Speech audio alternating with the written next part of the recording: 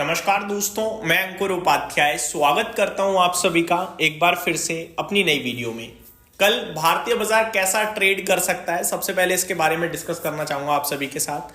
सबसे पहले तो आपको बताना चाहूंगा दोस्तों, जो अगले 3 ट्रेडिंग सेशन होने वाले हैं वहां पे साल खत्म हो जाएगा और इनमें कुछ ज्यादा खास नहीं होना चाहिए, ऐसा मेरा मानना है।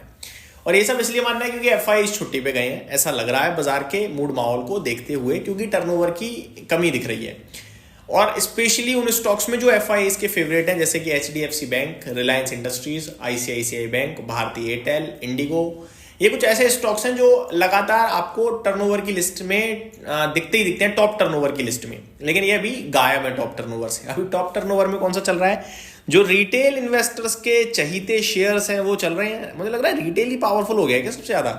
देखो आप, रेलवे से आरबीएनएल चल रहा है, हिंद कॉपर चल रहा है, आईआरएफसी, जीएमडीसी, जुपिटर वैगन, ये चल रहे हैं। एचडीएफसी बैंक का नाम भी सामने आ गया, चलो अच्छी बात है। फिर Ircon, Dixon, Hindustan Zinc, BSC तो आ जाता है, कोफोर्ज, ये कुछ स्टॉक्स हैं जो आपके लिए आजकल टर्नओवर की लिस्ट को टॉप कर रहे हैं।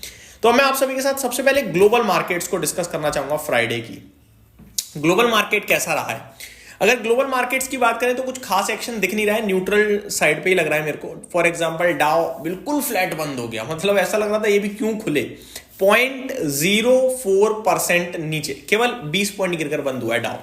नेस्डेक इंडेक्स भी 20 पॉइंट गिरकर ही बंद हुआ। एसएमपी 500 तो बिल्कुल ही फ्लैट बंद हो गया, 2 पॉइंट नीचे।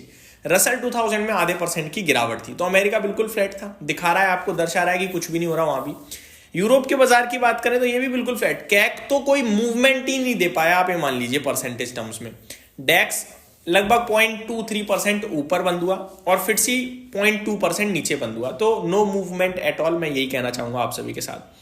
गिफ्ट निफ्टी की बात करें तो 26,120 के करीब 40 पॉइंट हरे निशान में दिख रहा है। निफ्टी की बात करें तो 26,042 पे बंद हुए हैं हम। मेरा मानना यह है कि 26,000 से 26,200 की रेंज है जो बाजार कल नहीं अगले 3 दिन ट्रेड करेगा।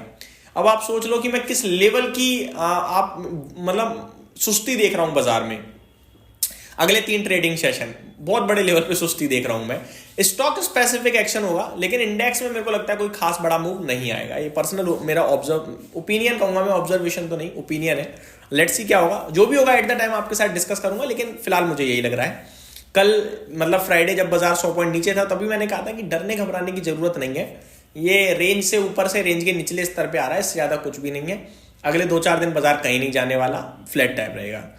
आगे बात करी जाए दोस्तों, जो एक्शन में है वो है गोल्ड, सिल्वर और एक नाम और ऐड करना पड़ेगा, कॉपर।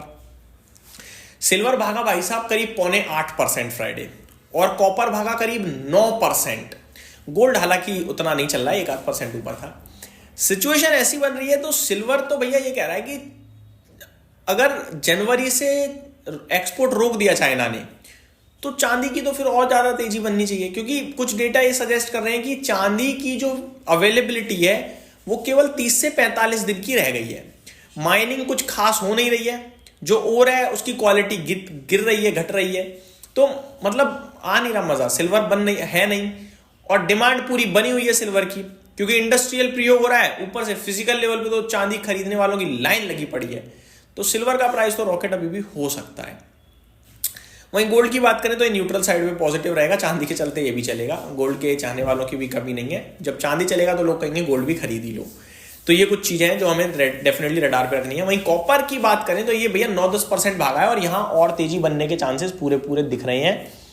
और कॉपर अगर चला तो ये बहुत तेज भागता है, मैं आपको बता रहा हूं। अब स्टॉक स्पेसिफिक आ जाते हैं। सबसे पहले तो जो लगातार 3-4 सेशन से गिरता जा रहा है कोफोर्ज, ये एक्शन में रहेगा कल फुल फ्लैज। क्यों दोस्तों? जो फंड रेजिंग की अपडेट थी वो हो चुकी है। 26 तारीख को फंड रेज कंपनी ने कर लिया है।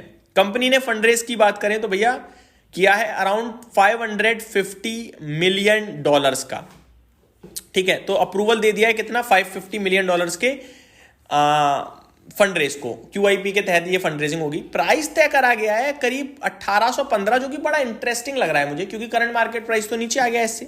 तो ऊपर का प्राइस अगर बाइंग के लिए तय करा गया तो मैं इसको पॉजिटिव मानूंगा। अगला स्टॉक है दोस्तों डीकैल। इन्होंने 50 करोड़ के एनसीडी लॉन्च करने की बात करी है, और ये एनसीडी 10% के कूपन रेट पे जारी होंगे, यानी कि अगर आप इनका एनसीडी खरीदते हो तो 10% आपको मिलेगा। जो 10% ब्याज है वो हर महीने नहीं आएगी, कब आएगी मैं आपको बताना चाहूंगा। क्वार्टरली बेसिस पे पेमेंट आएगी, जैसे बैंक आपको इंटरेस्ट पे करती है 3 महीने बाद, वैसी सेम है। और इसको सिक्योर्ड किया गया है प्रॉपर्टीज और कॉर्पोरेट की गारंटीज के द्वारा। नेक्स्ट है रेलटेल, इन्हें करीब 20 करोड़ का ऑर्डर मिला है मिनिस्ट्री ऑफ एक्सटर्नल अफेयर्स से, डेटा सेंटर एथोपिया में, इसके लिए। अगला स्टॉक है दोस्तों आप सभी के लिए एवेंटल, इसको ऑर्डर मिला है करीब 4.25 करोड़ के समथिंग का डोमेस्टिक सर्विसेज के लिए मिनिस्ट्री ऑफ डिफेंस से। अगला है सोलार वर्ल्ड एनर्जी सॉल्यूशन, इन्हें 725 करोड़ का ईपीसी कॉन्ट्रैक्ट मिला है एनटीपीसी रिन्यूएबल एनर्जी से। 250 एमडब्ल्यूएसी प्रोजेक्ट, सोलर पीवी प्रोजेक्ट के इन्हें मिला, ये काम आप ये कह सकते हैं।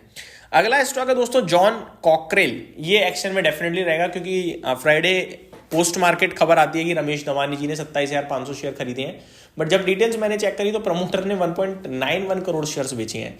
तो बाकी किसने खरीदे? 25,000 और एक बड़ा नाम दिख रहा था चेतन जयंतलाल जी का शायद। बाकी 1.5 करोड़ शेयर्स किसने लिए हैं उसका अभी अता पता लापता है। प्रमोटर की सेलिंग इतनी अच्छी नहीं मानूंगा मैं, बट रमेश दवानी जी ने लिए हैं, ये बाजार पॉजिटिवली ले सकता है और इसलिए ये स्टॉक ऊपर कूद भी सकता है। तो ये मेरी तरफ से अपडेट थी। बाकी रेलवे सेक्टर और मेटल सेक्टर देखना इंटरेस्टिंग होगा। Thank you so much for watching this video. Good night guys.